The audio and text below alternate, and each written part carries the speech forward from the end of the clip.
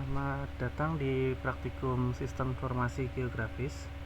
Untuk kali ini kita akan membahas mengenai modul 4, yaitu gimana sih caranya kita membuat data dengan dasar pada layer OpenStreetMap ini. Yang pertama, teman-teman bisa menginstal sebuah plugin dulu. Itu caranya. Pertama masuk ke plugin, kemudian install plugin. Nah, teman-teman bisa langsung mencari dengan kode OSM Play Search dan Open Layer Plugin. Teman-teman bisa install dua ini. Nah, ketika teman-teman sudah menginstal dua plugin ini, teman-teman bisa membuka OpenStreetMap-nya dan mencari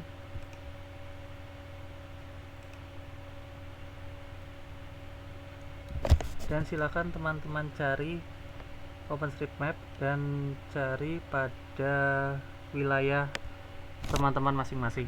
Misal teman-teman berada di Jogja, bisa cari peta yang berada di Jogja. Jika teman-teman berada di luar Jogja, silakan dicari di luar Jogja. Untuk menggunakannya, teman-teman bisa mengaktifkan panel dan OSM Play Search. Nah, teman-teman langsung cari di kolom yang tersedia ini name constraint-nya, dan kebetulan saya pakai untuk wilayah Yogyakarta. Nah, ketika teman-teman sudah menemukan lokasinya, teman-teman bisa memulai untuk membuat datanya terlebih dahulu. Yang pertama caranya itu teman-teman bisa langsung membuka OSM Play Search-nya. Itu biasanya berada di sini, quick OSM-nya. Langsung dibuka dan teman-teman nanti akan tampil seperti ini dan masukkan key-nya.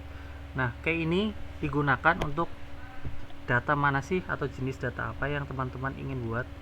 Misal yang pertama kita buat untuk buildingnya, untuk bangunannya. Nah, untuk bangunannya ini di sini ada value-nya. Teman-teman bisa menentukan lebih spesifik lagi jenis bangunan apa, apartemen atau hotel atau industrial dan sebagainya.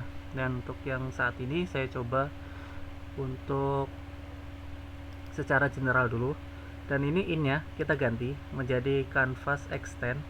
Dia akan menjadi sebuah layer baru pada peta ini, dan langsung kita coba run query. Kita tunggu dulu sampai prosesnya selesai.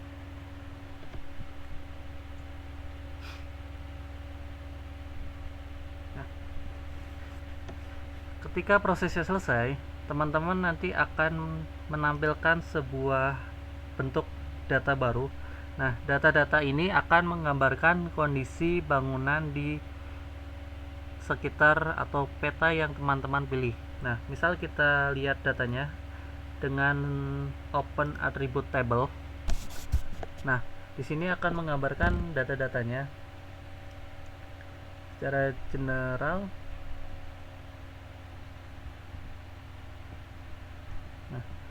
Data-data ini akan mempunyai nama apa sih namanya. Nah, ada warung Mbak, Unisi, toko bangunan apa, toko apa, dan sebagainya. Dan teman-teman bisa dikondisikan kalau teman-teman memilih lebih spesifik lagi.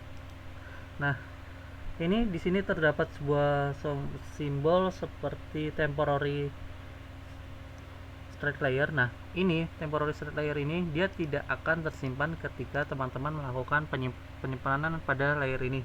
Nah, teman-teman bisa nge-save dulu di sininya dan pilih JSON.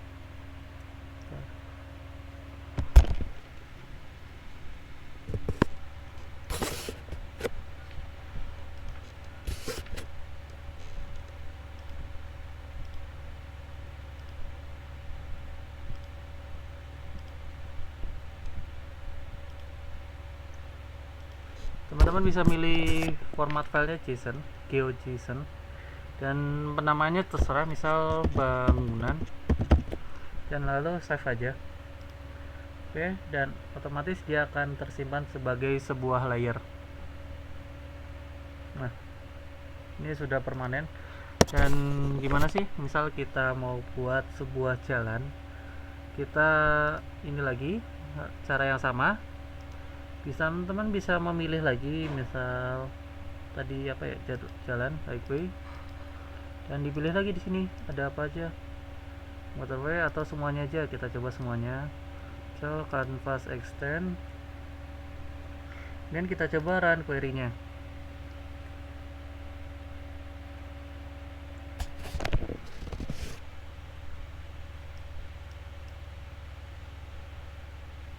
Oke, sudah tampil ya, sudah jadi. Nah, kita coba lihat jalan tuh yang mana sih yang kategorinya highway itu. Teman-teman bisa dilihat ya, kalau mungkin masih belum terlihat jelas untuk jalannya, bisa di uncheck aja ini untuk peta dasarnya. Nah, ini akan menggambarkan kondisi jalannya, jalan mana aja yang masuk ke kategori ini. Dan ini bisa kita lakukan styling atau penggantian warna dengan cara kita klik kanan pada layernya, kemudian masuk ke properties. Ini ada ke simbology. Nah, teman-teman bisa mulai styling di sini, mulai dari penggantian warna atau penggantian simbol bisa. Nah, simbol ini kita lihat seberapa tebal, mau teman-teman buat putus-putus atau disesuaikan aja. Nah, simbol ini masih bisa diganti lagi, kategori atau apa, atau sel kategori. Nah, kategorinya tuh apa sih? Nah, random colors. Nah, misal klasifikasi, oh nggak ada kategorinya, berarti dia akan tetap stay di situ warnanya. Jadi usahakan untuk styling ini teman-teman buat kondisi warnanya sesuai dengan bentuknya. Misal ini bentuknya jalan, kita beri warna dengan kondisi lebih gelap untuk menggambarkan itu sebuah jalan. Nah, lalu kita oke. Nah, lalu untuk yang bangunan, ini kan bangunan sama semua warnanya.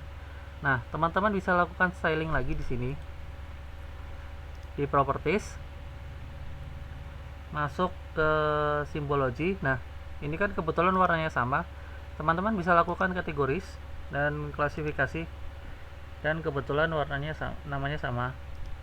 Dan kalau kondisinya berbeda-beda, dalam artian misal kondisi bangunan A itu apa, kondisi bangunan B itu apa, nah teman-teman bisa lakukan klasifikasinya, misal berdasarkan jenis bangunannya. Misal ada bangunan A dengan jenis toko makanan, ada bangunan B dengan jenis toko busana dan sebagainya. Nah, itu bisa dikondisikan stylingnya sesuai teman-teman butuh inginkan. Nah, misal kita ganti yang lebih cerah lagi untuk ini.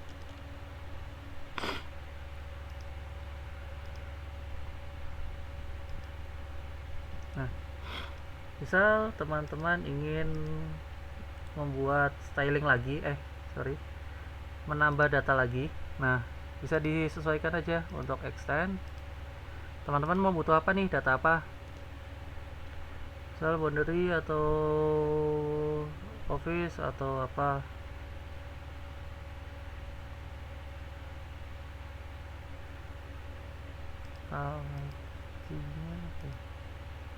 Nah, misal ke amenity tuh kategorinya ATM, bank, bar, parkiran.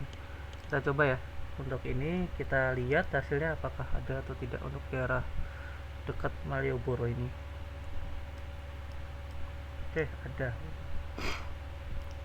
Kita ambil, kita lihat di lokasinya di mana. Nah, ini ada titik-titik. Nah, titik-titik ini artinya itu dia akan menggambarkan lokasi pastinya berada di mana. Nah, bisa lakukan hal yang sama, styling. Jadi dalam tipe data di SIG ini ada beberapa jenis, ada yang line, ada yang polygon, ada yang point. Nah, point ini langsung titiknya, lokasinya di mana. Kalau untuk polygon dia akan menggambarkan bentuk bangunan, sedangkan line akan menggambarkan bentuk jalannya.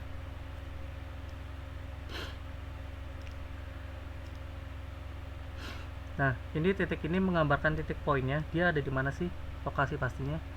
Ini yang lain seperti saya jelaskan tadi, dia menggambarkan sebuah jalan. Dan untuk yang poligon ini yang seperti bentuk kotak gabungan ini, dia akan menggambarkan lokasi bangunannya, bentuk bangunannya itu seperti apa. Nah, ini bentuk bangunannya kotak-kotak seperti ini, dia dilambangkan dengan poligon bentuk datanya dan sebagainya. Setelah teman-teman mendapatkan hasil seperti ini pada pembuatan data dengan peta dasar OpenStreetMap, teman-teman bisa melanjutkan dengan membuat peta seperti pertemuan sebelumnya, yaitu teman-teman bisa masuk ke project, new print composer.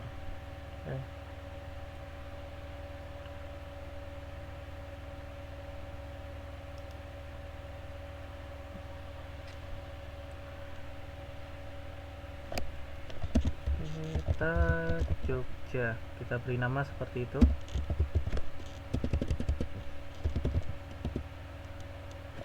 Nah, kemudian langsung kita tampilkan add item, add maps, kita buat di sini.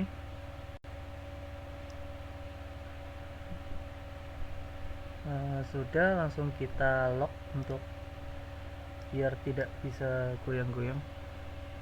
Dan setelah membuat seperti ini, teman-teman bisa langsung menyesuaikan untuk informasi yang akan teman-teman sediakan pada peta ini. Misal kita tambah legenda atau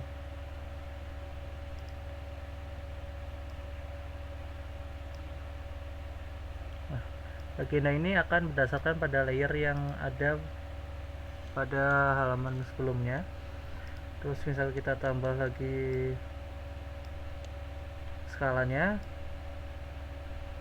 atau kita tambah lagi dengan arah mata anginnya.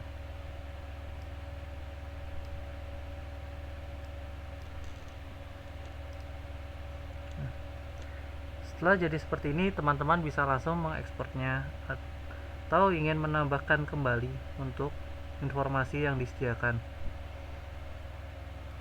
Sekian dari saya. Jika teman-teman masih merasa bingung atau ingin bertanya atau ingin berdiskusi mengenai materi ini, teman-teman bisa langsung menghubungi asisten pada praktikum yang mendampingi teman-teman. Dan kurang lebihnya mohon maaf. Terima kasih.